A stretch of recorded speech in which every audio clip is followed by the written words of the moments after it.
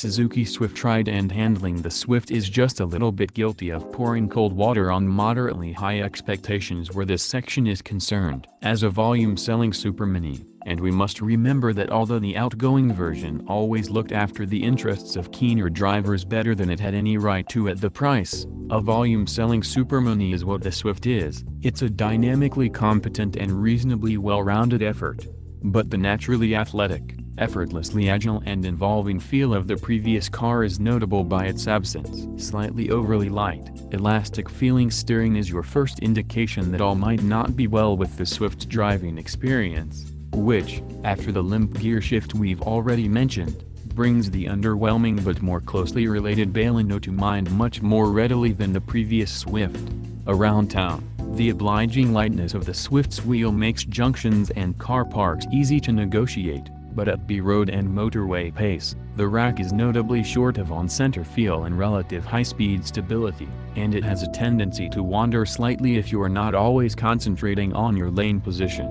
At a basic level, the Swift can certainly cope with being driven keenly. Its grip level is fairly strong, its directional response smart, its handling balance respectable, and its body control decent. But on those four respects, the new Swift is a lot closer to the dynamic standards of the average supermini than the previous one was. At times, the car strays towards a feeling of stodginess in its cornering manners and begins to heel over just a little bit too hard on its outside wheels to convince you that it's truly game for a giggle.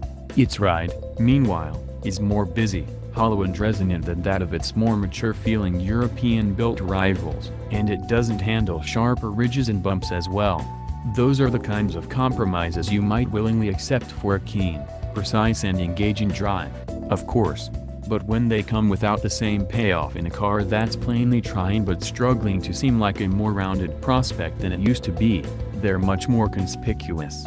The Swift does a willing enough job of replicating the zesty character of its predecessor, but it quickly begins to fray when you drive it hard.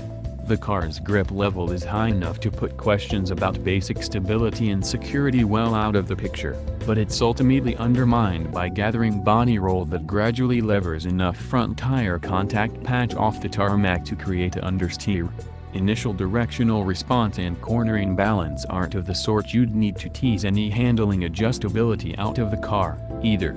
Suzuki's electronic stability control remains in the background until it's genuinely needed. It works well to keep tabs on throttle on understeer mid-corner, and you can turn it off as and when you want to. Thanks for watching. For you supercar and superbike enthusiasts, don't forget to subscribe to our channel for the latest info about supercar and superbike. See you on the next video.